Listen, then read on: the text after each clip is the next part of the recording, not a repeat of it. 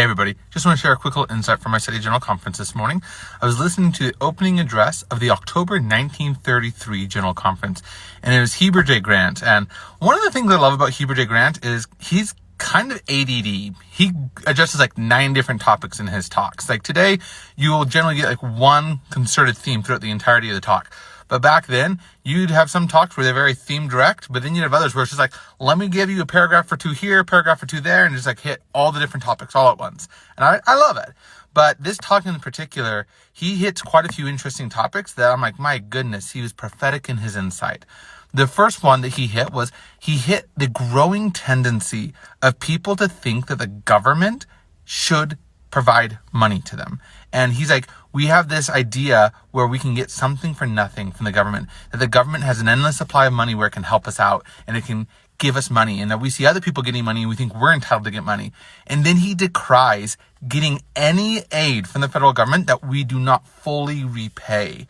And I'm like, holy cow, if 90 years ago we had listened to the prophet and that was our mentality, is that we should not have any government aid that we were not repaying back fully, imagine how much more self-sufficient and healthy our society would be compared to people voting in welfareism. And then he goes on to talk about various other topics, and he says some very interesting things. He quotes Doctrine and Covenants section 4 about the field being white already to harvest. And then he makes a very interesting observation. He says, that is not what it is today. The field is not white already to harvest. The harvest has happened. We are now in the gleaning phase. We are not going to be sending single missionaries out and getting 3,000-4,000 converts like Wilford Woodruff or Dan Jones or other people like that. We are in a gleaning phase where we will put in tremendous amounts of effort to find the individuals who are ready. We won't have entire towns like we had previously in this dispensation. And I thought that was an interesting insight. But then the one that really made me sad, because I've listened to General Conference and all the way back to 1933, I'd noticed that for the 5 years prior to this General Conference, there was just talk after talk after talk about the importance of following the prophet.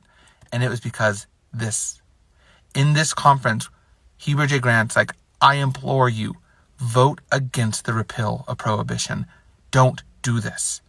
And then he cites Doctrine and Covenants section 1, where it talks about that if we reject the counsels of the prophets, we will be cut off.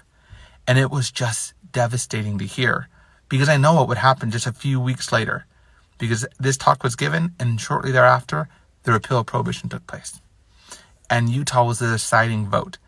And Heber J. Grant mournfully said that many saints sing, we thank thee, O God, for a prophet, so long as he keeps his mouth shut politically. And I think that's an indictment.